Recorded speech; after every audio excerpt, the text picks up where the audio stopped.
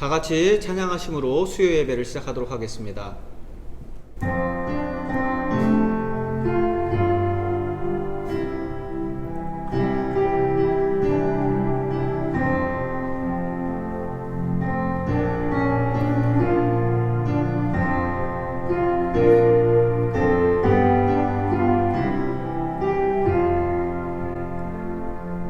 내 맘이 낙심되며 근심에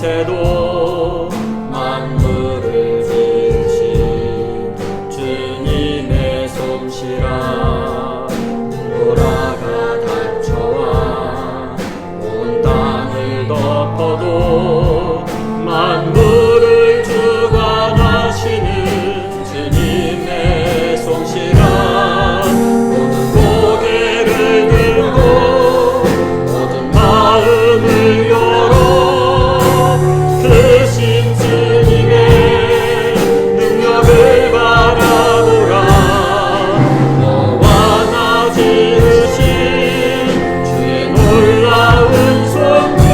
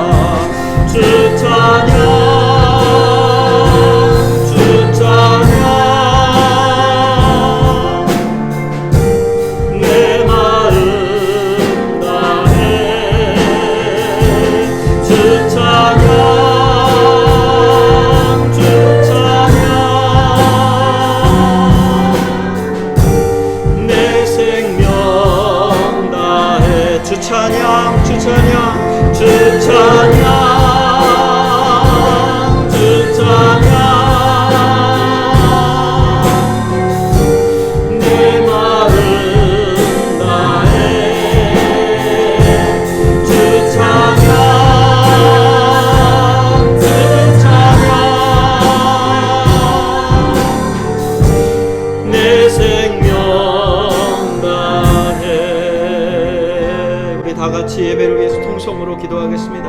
할렐루야. 하나님 아버지 감사합니다. 오늘도 저희들 주님 앞에 이렇게 산제사를 드릴 수 있게 해주시는 은혜를 감사합니다. 한 주일의 중간에 이렇게 또 가족들이 함께 모여서 또 혹은 개인이 주님 앞에 예배하고 또 온라인으로 우리가 함께 이렇게 주님 앞에 같은 예배를 드릴 수 있게 해주시니 감사합니다. 같은 찬송을 부르게 하시고 함께 기도하게 하시고 함께 말씀을 나눌 수 있는 은혜를 주셔서 감사합니다. 하나님 아버지, 우리가 몸은 멀리 떨어져 있지만 우리가 서로를 기억하고 생각하고 중보하며 기도할 수 있는 그러한 귀한 시간 되게 하여 주시옵소서. 하나님 아버지, 이제 아버지 돌아오는 주일이면 우리가 다시금 아버지 예배당을 열고 함께 모여서 예배를 드리게 됩니다. 하나님 아버지, 주님의 성전에서 드리는 그 예배가 정말로 하나님 아버지 우리가 하나님을 기쁘시게 하는 예배가 될 수 있도록 우리가 하나님 아버지 마음으로 몸으로 하나님 영으로 준비할 수 있는 아버지 우리 성도들 될 수 있도록 인도하여 주시옵시고, 행여나 함께 못하는 우리 성도들도 하나님 아버지 기도로 하나님 아버지 그 예배를 준비하고 우리 성도들을 위해서 예배를 위해서 교회를 위해서 기도할 수 있는 마음을 허락하여 주시기를 간절히 바라고 나옵니다. 하나님 아버지, 주여 우리가 보지 못하는 사이에 우리 성도들 가운데 어려움을 당하는 성도들이 있습니다. 하나님 아버지, 육신의 연약함으로 인하여서 고생하는 우리의 가족들이 있습니다. 하나님 아버지, 종의 원사님을 기억하여 주시옵소서. ICU에서 하나님 아버지 투베이션 하면서 하나님 아버지 그렇게 아버지 치료받고 있는 우리 종의 원사님 기억하여 주셔서 치료하여 주시옵시고, 하나님 아버지 우리 자녀들 가운데 아픈 자녀들이 있습니다. 하나님 아버지 지병이 있는 성도들이 있습니다. 하나님 아버지 주여 통증이 있는 성도들이 있습니다. 하나님 아버지 우리 성도들 하나님 아버지 기억하여 주시옵시고, 주의 치유의 기름 부으심을 허락하여 주셔서 하나님 아버지 우리가 멀리서 기도하지만 주여 하나님 주여 그 자녀를 위해서 주님 앞에 나온 그 하나님 아버지 이방 여인의 기도를 들어주시고 하나님 그 소원을 들어주셔서 아버지 집에 있는 자녀를 고쳐주시고, 하나님 아버지 주여 백부장의 기도를 들어주셔서 하나님 아버지 집에 있는 그 종의 열병을 주님께서 하나님 아버지 고쳐주신 것처럼 하나님 아버지 우리가 기도할 때 하나님 아버지 우리 성도들 어디 있든지 무엇을 하든지 주님께서 하나님 영과 혼과 육을 하나님 아버지 주님께서 하나님 붙잡아 주시옵시고, 하나님 아버지 주여 아픈 것을 치유하여 주시기를 간절히 바라고 원하옵나이다. 하나님 주여 이 예배를 주님께서 받아주시기를 원하옵나이다. 예배드린 한 사람 한 사람이 신령과 진정으로 예배하게 해 주시옵시고, 감사로 주님 앞에 잔을 쌓을 수 있도록 주여 인도하여 주시옵소서. 말씀 가운데에서도 주님께서 역사해 주실 줄로 믿사오며 모든 말씀 예수 그리스도의 이름으로 기도드렸사옵나이다. 아멘. 오늘 함께 나누실 하나님의 말씀은 구약성경 창세기 47장 1절에서부터 10절까지의 말씀입니다. 구약성경 창세기 47장 1절에서부터 10절까지의 말씀을 교독하도록 하겠습니다. 요셉이 바로에게 가서 고하여 이르되, 내 아버지와 내 형들과 그들의 양과 소와 모든 소유가 가나안 땅에서 와서 고센 땅에 있나이다 하고, 그의 형들 중 5명을 택하여 바로에게 보이니, 바로가 요셉의 형들에게 묻되 너희 생업이 무엇이냐? 그들이 바로에게 대답하되 종들은 목자이온되 우리와 선조가 다 그러하니이다 하고, 그들이 또 바로에게 고하되 가나안 땅에 기근이 심하여 종들의 양떼를 칠 곳이 없기로 종들이 이곳에 거류하고자 왔사오니 원하건대 종들로 고센 땅에 살게 하소서. 바로가 요셉에게 말하여 이르되 내 아버지와 형들이 내게 왔은즉 애굽 땅이 내 앞에 있으니 땅의 좋은 곳에 내 아버지와 내 형들이 거주하게 하되 그들이 고센 땅에 거주하고 그들 중에 능력 있는 자가 있거든 그들로 내 가축을 관리하게 하라. 요셉이 자기 아버지 야곱을 인도하여 바로 앞에 서게 하니 야곱이 바로에게 축복하매, 바로가 야곱에게 묻되 내 나이가 얼마냐? 야곱이 바로에게 아뢰되 내 나그네 길의 세월이 130년이니이다. 내 나이가 얼마 못되니 우리 조상의 나그네 길의 연주에 미치지 못하나 험악한 세월을 보내었나이다 하고, 야곱이 바로에게 축복하고 그 앞에서 나오니라. 아멘. 오늘은 이 창세기 47장의 말씀을 가지고 미래에 투자하라 라고 하는 제목으로 은혜를 나누도록 하겠습니다. 최근에 제가 영상을 하나 봤습니다. 미국의 월스트리트에서 일을 하다가 한국으로 돌아가서 한국의 한 투자 회사의 CEO가 된 사람의 영상 강의를 하나 들었는데요. 그 사람이 이제 미국에서 살다가 한국에 들어갔을 때에 놀란 것이 몇 가지 있다고 합니다. 그 중에 한 가지는 한국의 그 택시 운전사들 중에 젊어서부터 계속해서 택시 운전사를 한 것이 아니라 회사를 다니다가 정년 은퇴를 해서, 정년 은퇴 그러면 보통 뭐 60세, 65세 이후죠. 나이가 들어서 은퇴를 한 뒤에 택시 운전을 하는 사람들이 그렇게 많더랍니다.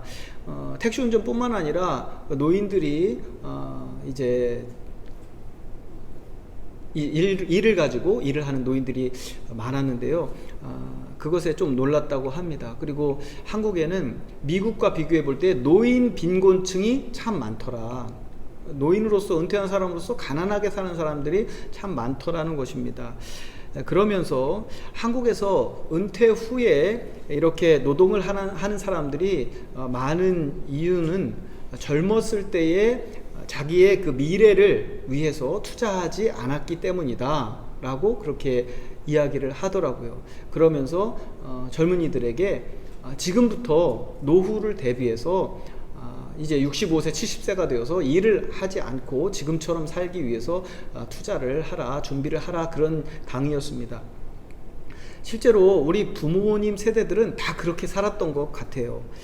자기 자신의 미래에 투자하기보다는 자기 자녀들의 미래에 투자했습니다. 그래서 학원을 많이 보내고요. 그래서 학원비도 많이 들었죠. 그리고 학비를 다 대줍니다. 대학이나 대학원 학비를 다 대줬습니다. 그러니까 따로 자기 미래를 위해서 투자할 그러한 여력이 없었죠. 그리고 결혼할 때는 어떻게 합니까? 결혼할 때 다 대주죠. 혼수 다 해주고, 그리고 남자들은 집장만까지 그 부모님이 다 해주고, 그러다 보면 어느새 은퇴할 나이가 되고 은퇴는 했는데, 그런데 이제 정작 모아둔 돈은 없는 것이죠. 자녀들에게 그만큼 투자를 했는데, 그러면 그 투자한 만큼 그 자녀들로부터 돌려받는 것이 있냐? 별로 없더라는 것입니다. 자녀들이 그것을 다 갚느냐, 그 부모의 사랑에 감사해서 다 갚으며 사느냐 하면 그들도 역시 자기들 살기에 바쁘고 부모에게 그렇게 경제적인 도움을 많이 주지 못하는 경우가 많더라라고 하는 것입니다. 우리 부모님들 세대가 다 그렇게 사셨죠. 저희 부모님도 사실은 마찬가지였습니다. 그런데 요즘 젊은 세대들은 좀 이야기가 다른 것 같아요. 요즘에는 자녀를 그렇게 많이 낳지 않지요. 저희 집만 해도 벌써 저는 형제가 넷이니까 얼마나 우리 부모님이 어려우셨겠어요. 근데 요즘에는 자녀를, 한국 사람 같은 경우에는 특히 하나를 낳거나 아니면 자녀를 낳지 않고 사는 사람들도 많습니다. 욜로라고 하는 말이 이제 유행을 하면서 사람들이 자기가 하고 싶은 것을 다 하면서 산다라고 하는 문화가 지금 한국에는 아주 팽배해 있습니다. 그러다 보니까 노년을 위한 투자보다는 당장 지금 현재의 즐거움과 쾌락을 위해서 나의 물질을 사용하고 또 시간을 사용하는 그러한 사람들이 점점 더 늘어가고 있는 것이 한국의 현실입니다. 그런데 문제는요, 앞으로 점점 더 인간의 수명이 늘어난다는 거예요. 지금도 벌써 평균 연령이 80대 후반입니다. 그러니까 병 걸리지 않고 평균 연령으로 살면 우리가 80은 이제 좋긴 넘어 살아요. 그러니까 70대에 돌아가셔도 일찍 돌아가셨다, 지금 그런 세상이 됐어요. 옛날에는 60까지만 살아도 오래 사셨다고 그랬거든요. 근데 지금은 70대에만 돌아가셔도 왜 이렇게 빨리 죽었어, 이렇게 젊어서 죽었다는 얘기를 해요. 한국에 가끔 여러분 TV도 보시겠지만 그 사람들의 나이를 보세요. 벌써 60대라고 하는 사람들도 굉장히 젊습니다. 80대에 돌아가셔도 사실은 그렇게 오래 사셨다는 얘기를 못 듣는 세상이 되었거든요. 그런데 앞으로는요, 점점 더 사람이 오래 사는 시대가 되었다는 거예요. 그러니까 70에 은퇴를 해도 90까지 살면 20년을 더 살아야 되는 그러한 세상이 지금 된 거예요. 그런데 앞으로는 더 오래 산다니까 100년은 살겠죠. 그럼 30년은 더 살아야 되는 것입니다. 그런데 문제는 바로 그것입니다. 은퇴를 한 이후에 30년 동안 내가 지금 사는 것처럼 그렇게 경제적인 여유를 누리면서 살 수 있을 것인가 하는 것이 오늘날 사람들이 당면한 문제라고 하는 것입니다. 그래서 어떤 이 아까 말씀드린 그 투자회사의 CEO는요, 한국에 가서 계속해서 그 얘기를 합니다. 젊은이들에게 지금 낭비하지 말고 지금 그렇게 뭐 좋은 차 사고, 좋은 커피, 매일 그 비싼 커피 한 잔씩 먹고 이렇게 할 것이 아니라 그것으로 미래를 위해서 투자를 하라, 이런 투자 전도를 하고 다니고 있더라고요. 그런데 어떤 사람들은 또 그 얘기를 듣고 또 미래를 생각해서 현재의 즐거움을 약간 희생하더라도 자기 미래를 준비하는 삶을 준비하면서 그렇게 살아갑니다. 사실은 저도 우리 자녀들에게 그런 얘기를 합니다. 지금 낭비하지 말고, 지금 자꾸 좋은 거 사고 좋은 거 먹고 좋은 거 입고 그렇게 하려고 하지 말고 미래를 위해서 투자를 하라고 이야기를 해요. 그리고 일을 하게 되거든 꼭 이 401k라고 하죠. 여러분 다 알고 계시는 그 401k, 나라에서 들어주는 그 미래연금을 든다거나 하라고 이야기를 합니다. 그래서 생각 있는 사람들은 미래를 위해서 저축을 한다거나 연금보험 혹은 연금펀드에 가입을 해서 자신의 노후 생활을 준비합니다. 그럼 우리는 믿는 사람으로서 어떻게 해야 되는가? 그 정도는 믿지 않는 사람들도 다 하는 거고, 믿지 않는 사람들은 노후를 위해서 그렇게 준비하면서 하는데, 우리 믿는 사람들의 이 노후 생활, 그리고 믿는 사람들의 미래는 어떻게 준비해야 되는가? 뭔가 다른 점이 있어야 되지 않겠습니까? 우리 믿는 사람들도요, 어느 정도 노후의 기본적인 생활을 유지할 수 있을 정도의 미래를 위한 준비는 해놔야 됩니다.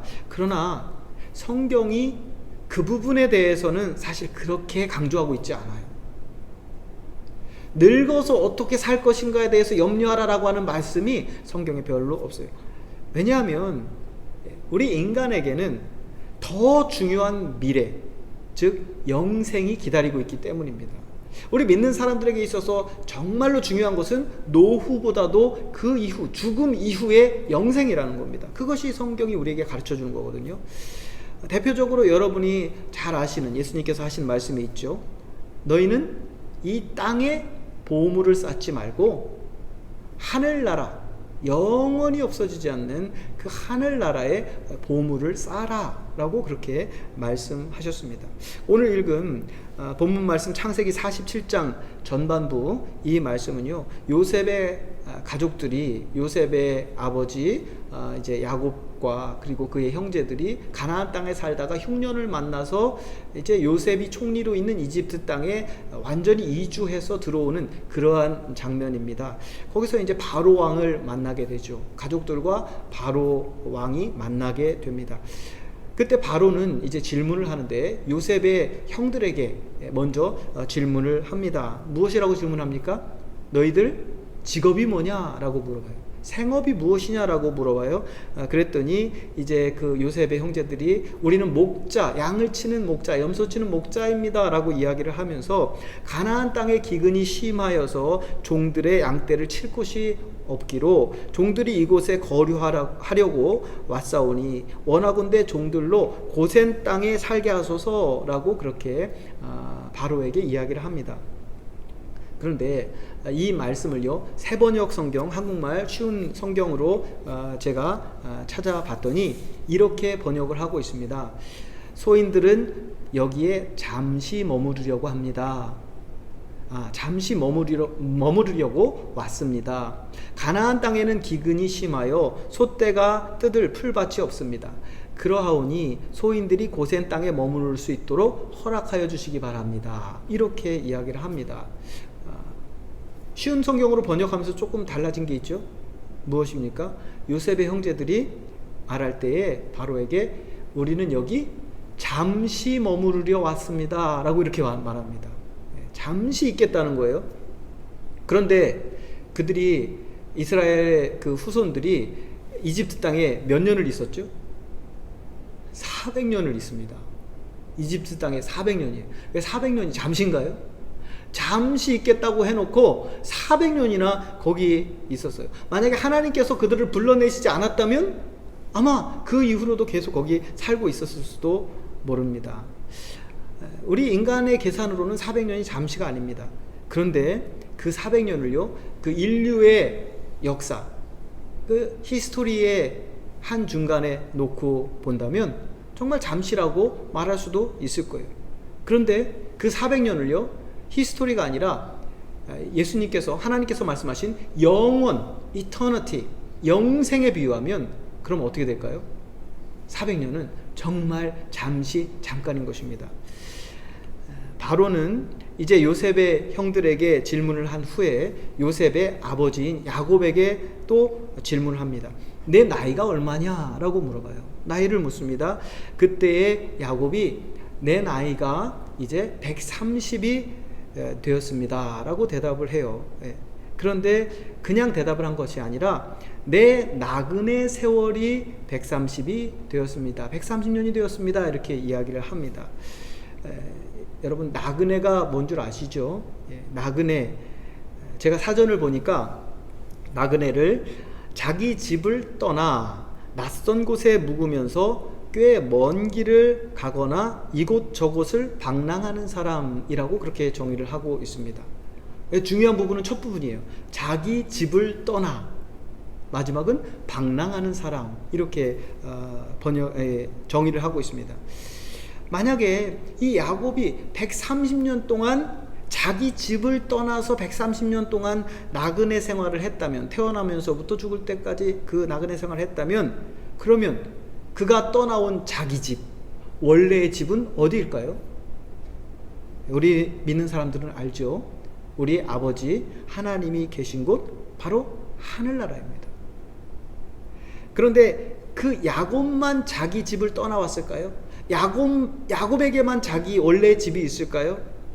야곱에게만 아버지가 있을까요? 야곱만 나그네 생활을 하고 있는 것일까요? 그렇지 않습니다. 우리도 똑같다는 것입니다. 우리도 지금 이 땅에서 나그네 생활을 하고 있는 겁니다. 우리는 돌아갈 아버지의 집이 있습니다. 10년을 살건 100년을 살건 우리는 아버지의 집으로 돌아가게 되어 있다는 것이죠. 어떤 사람은 10년 동안 나그네 생활을 한 것이고 어떤 사람은 100년 동안 나그네 생활을 한 것뿐입니다. 인생이 그런 거라는 거예요. 그러면 10년을 살았으면 너무 조금 사는 것이고 100년을 살았으면 아주 길게 오래 산 것인가요?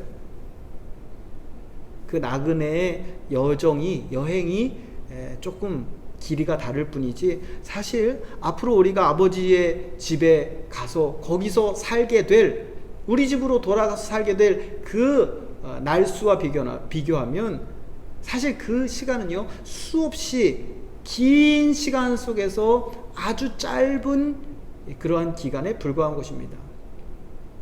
우리는 우리 아버지 집에 돌아가서 영원토록 살 거예요. 그런데 그 영원의 시간에 비교해서 10년과 100년이 그렇게 차이가 날까요? 사실 그렇게 긴 차이가 아니라고 하는 것을 우리는 알아야 됩니다. 그저 긴 시간의 한 점에 불과한 거예요. 시편 90편에 보면 모세는 그 짧은 인생을 다음과 같이 노래하고 있습니다. 시편 90편에 요약해서 제가 읽어드리자면, 주께서 사람을 티끌로 돌아가게 하시고 말씀하시기를 너희 인생들은 돌아가라 하셨사오니 주의 목전에는 1000년이 지나간 어제 같으며. 자, 1000년이 지났는데 어제 같다는 거예요. 밤의 한순간 같을 뿐입니다. 밤의 한순간. 여러분, 낮의 한순간하고 밤의 한순간하고 달라요. 왜 다를까요? 낮의 한순간은 우리가 깨어있기 때문에 시간이 지나가는 것을 느낍니다. 그런데 밤의 한순간은 우리가 자고 있기 때문에 그 순간이 지나가는지 몰라요. 우리가 가끔 그런 말을 하죠. 아, 눈 감고 떴는데 아침이다, 이렇게 얘기를 합니다. 눈 감고 떴는데 아침인데, 그런데 그 사이에 한 1분이 그냥 지나간 거예요. 그 사이에 한 점이 지나간 거예요. 근데 지금 모세는 그렇게 얘기하는 거예요. 우리 인생이 밤의 한순간과 같다고 얘기하는 거, 얼마나 짧다는 얘기입니까? 또 이어서 말합니다. 그들은, 즉 인생은 잠깐 자는 것 같으며 아침에 돋는 풀 같으니이다. 우리의 평생이 순식간에 다하였나이다. 신속히 가니 우리가 날아가나이다 라고 그렇게 모세는 노래하고 있습니다. 그래서 모세의 말과 같이 인생이 그렇게 밤의 한순간같이 짧다면 이 땅에서의 시간은 짧으니까 별 의미가 없을까요? 짧은 시간이라고 해서 의미 없는 시간은 아니죠.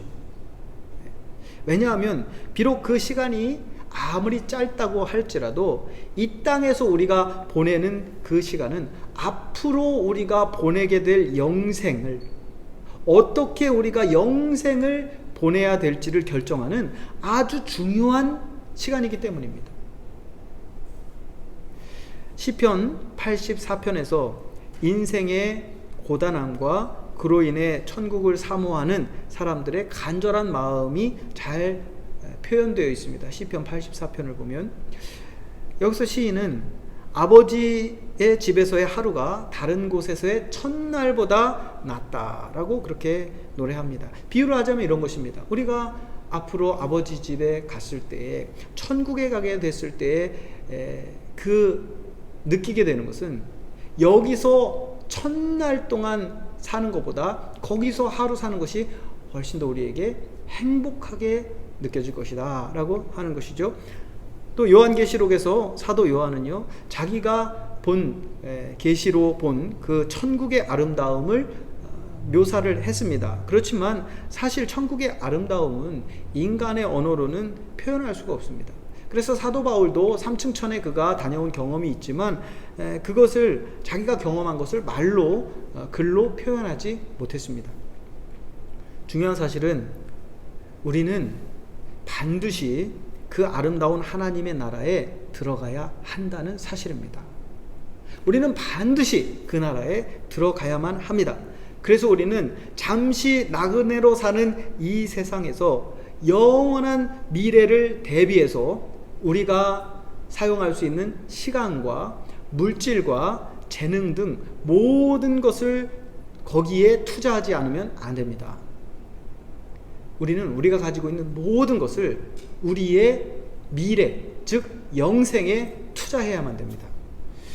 예수님의 제자들과 그리고 그 이후 교회에서 정말 헌신적으로 주를 섬겼던 믿음의 성도들은 그 하나님의 나라와 영광을 위해서 자기들의 미래, 그리고 그 후손들의 미래를 위해서 순교도 마다하지 않았습니다. 그들은 그들의 목숨을 걸고 미래에 투자했습니다. 사도 바울은 예수를 만난 이후 자기의 인생을 전제와 같이 쏟아부었다라고 그렇게 편지하고 있습니다. 전제가 무엇이냐면 여러 가지 제물이 있죠. 태워서 드리는 제물, 화제가 있습니다. 번제가 있습니다. 흔드는 요제가 있습니다. 들어서 하나님께 바치는 거제가 있습니다. 그 중에 하나가 무엇이냐면 이제 전제인데, 전제는 액체예요. 기름. 그것을 이제 부어드리는 건데, 여러분 어떻습니까? 기름은 부으면 똑똑 떨어지죠. 보통 집에서 기름 같은 거 쓸 때 마지막 한 방울까지 다 쓰잖아요. 액체는 그러한 특성이 있어요. 근데 바울은 자기의 삶을 그러한 전제에 비유를 한다는 것입니다. 마지막 한 방울까지, 인생의 마지막 한 방울까지 주를 위해서 쏟아 부었다고 그는 그렇게 간증을 하고 있는 것입니다. 무엇을 위해서요?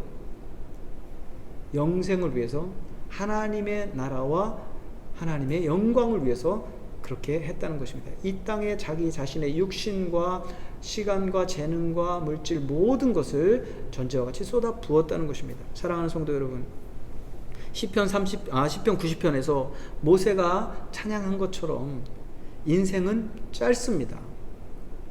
노인들에게 물어보시면 알겠지만 인생은 햇볕에 시드는 풀과 같이, 또 활시위를 떠난 화살과 같이 그렇게 금방 지나갑니다.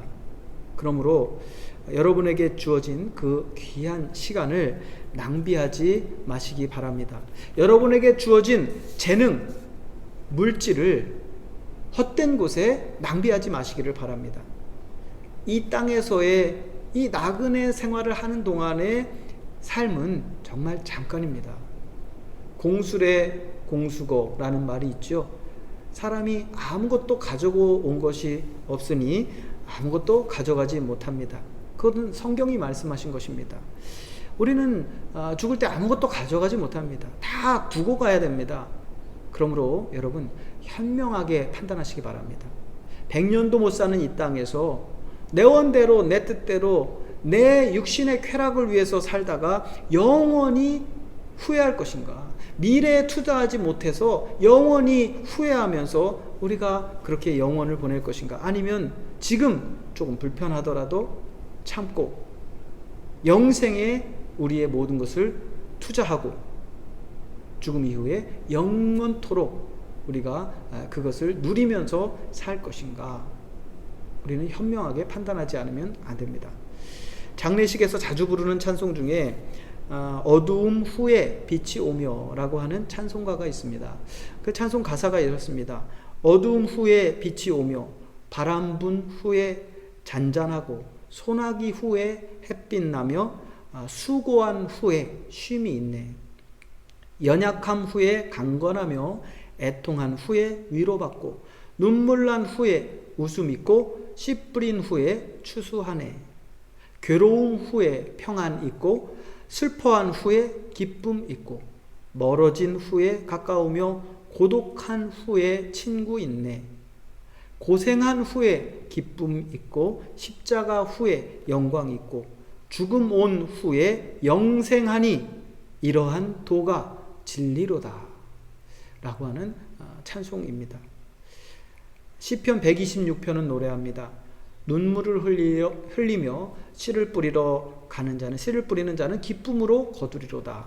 울며 씨를 뿌리러 나가는 자는 기쁨으로 그 단을 거두어 가지고 돌아오리로다 하는 말씀입니다.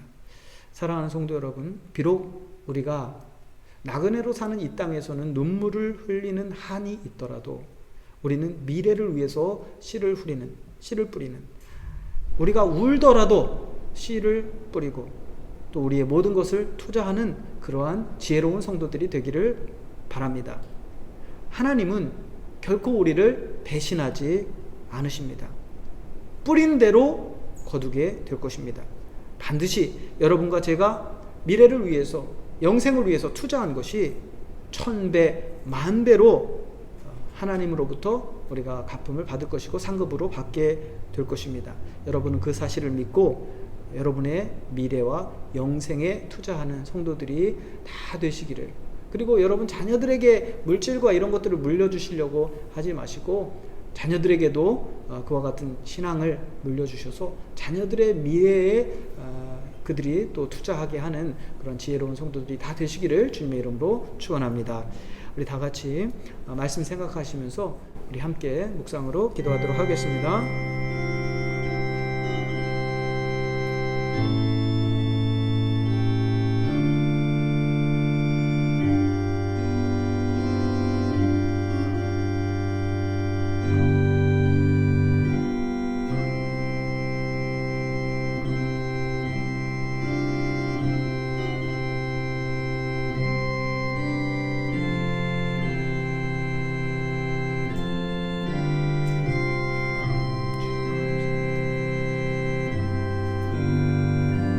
우리 다 같이 찬송가 487장 어두움 후에 빛이 오며 찬송하시겠습니다.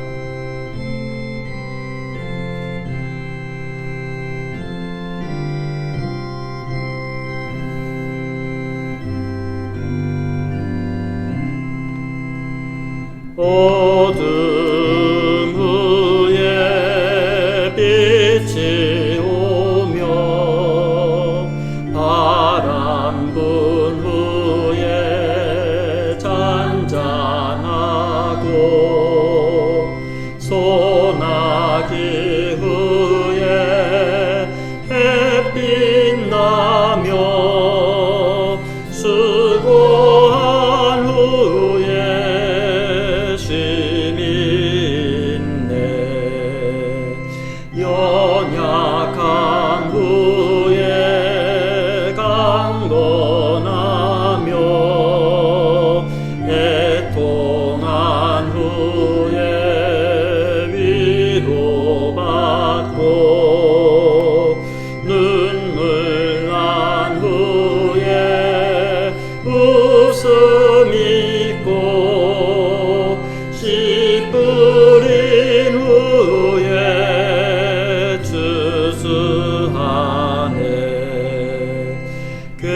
괴로움 후에 평안 있고 슬퍼한 후에 기쁨 있고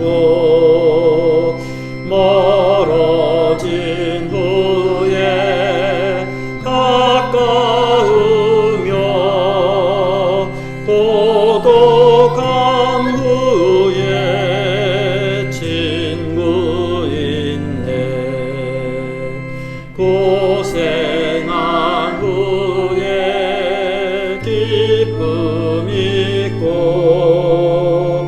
십자가 후에 영광 있고 죽음 온 후에 영생하니